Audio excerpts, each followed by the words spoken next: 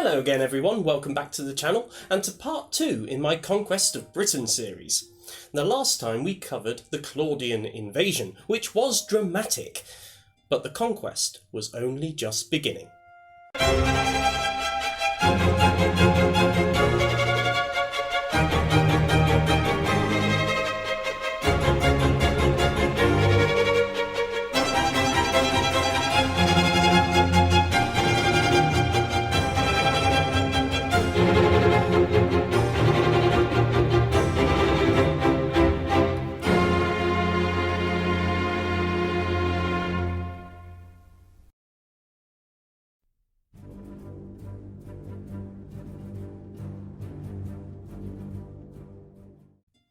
After his display of imperial theatre, Claudius headed back to Rome after only spending 16 days in Britain, and he handed overall command back to Aulus Plautius, who had led the invasion in the first place.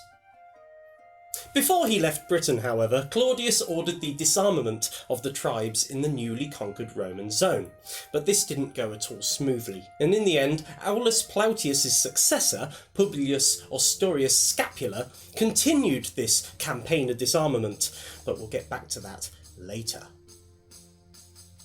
Despite being only away from Rome for 6 months, Claudius was showered with honours, with the Senate giving him a triumph, sanctioning the building of 2 triumphal arches, one in Rome and one in Gaul, at the place where the legions had set sail, and also giving him the title of Britannicus. But Claudius, ever the stage manager, chose to give this title to his young son. Despite all the celebrations in Rome, however, the territory that they had actually conquered was only a modest part of southeastern Britain, more of a foothold than a province. And the real elephant in the room? Well, Caractacus, the leader of the Cativaloni, had fled to Wales. The rest of the conquest? It would take decades.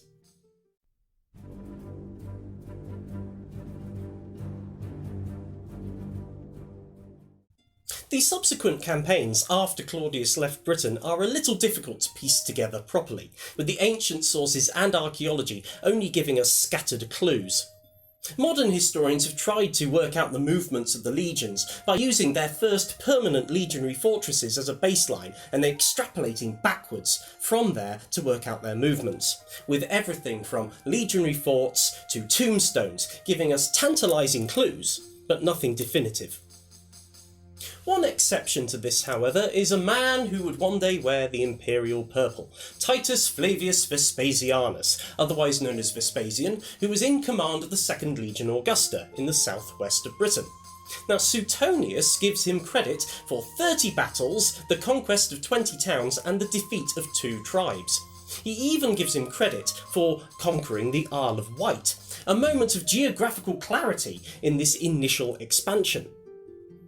Based on the Isle of Wight's location, scholars have reasonably decided that the 2 tribes that Suetonius talks about must be the Durotriges and the Dumnoni, powerful tribes in what is now Dorset and Devon. It is likely that Vespasian's legion besieged and conquered a lot of Iron Age sites, like Maiden Castle, Hod Hill, Ham Hill and Hembury, strongholds that had stood fast for centuries. It's also very probable that Vespasian was supported by the Roman navy, as it would make logistics easier as the Romans travelled further inland. Interestingly, there are signs that the 2nd Legion Augusta may have travelled further than initially thought, as archaeologists have discovered in Ulchester in Oxfordshire a tombstone of a member of the 2nd Legion Augusta, suggesting that the Roman legion may have travelled into central Britain as well as into the southwest.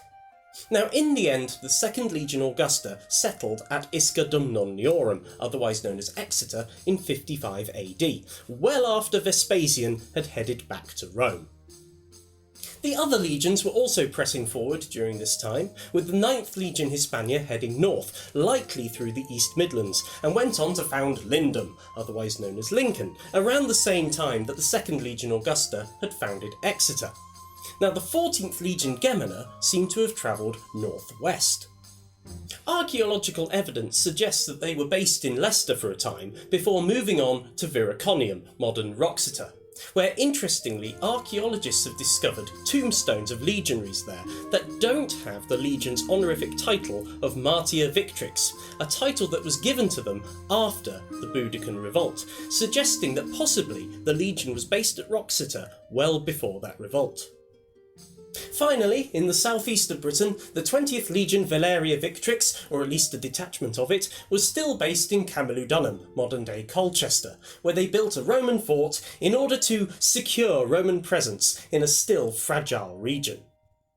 By 47 AD, Roman control over southern Britain was increasingly secure, with tribal kings such as Tiberius Claudius Cogidubnus being richly rewarded, and the Romanisation of the locals happening at a remarkable speed.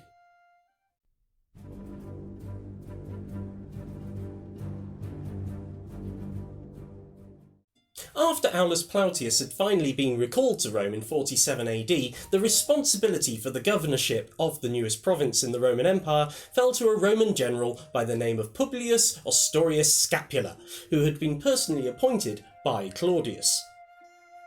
The handover to Ostorius, though, was anything but smooth, with resistance almost immediately flaring up. Ostorius was attempting to continue with the disarmament that Claudius had started, but was facing resistance from tribes that are described as being on this side of the Trenton Severn, which is a sweeping statement that covers much of central and southern Britain. One of the tribes that were ordered to surrender their arms were the Iceni, who hadn't been conquered in the initial invasion. Instead, they had become a Roman ally, and were possibly one of the 11 tribes that submitted to Claudius in Colchester. To the Iceni, however, this demand to surrender their arms was a humiliation, an insult, an attack on their perceived sovereignty, so they came out in revolt, which caught Ostorius completely off guard, and he had to dispatch auxiliary troops to put down the uprising. The Iceni and their allies fortified a stronghold, complete with earthen ramparts and a narrow entranceway, designed to bottleneck Roman cavalry. But this didn't faze Ostorius. He merely ordered the cavalry to dismount and fight on foot, and this strategy worked. The Romans were able to storm the stronghold. It was a hard-fought victory, bloody and symbolic. One of the heroes of the day was Marcus Ostorius Scapula, the general's very own son, who won the Corona Civica, one of Rome's highest honours, for saving a fellow citizen's life during the battle. Now, many scholars think that the location of the battle was Stonia Camp in Cambridgeshire. It would have had great natural defences, but it wasn't enough to stop Rome.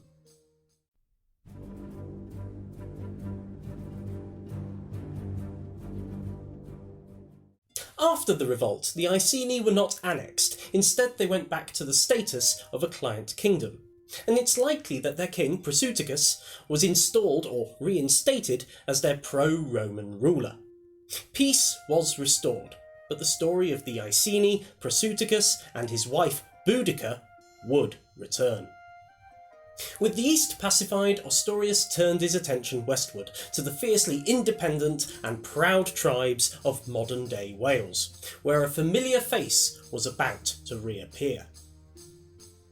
And there you have it. I hope you've enjoyed this second part in the Conquest of Britain series.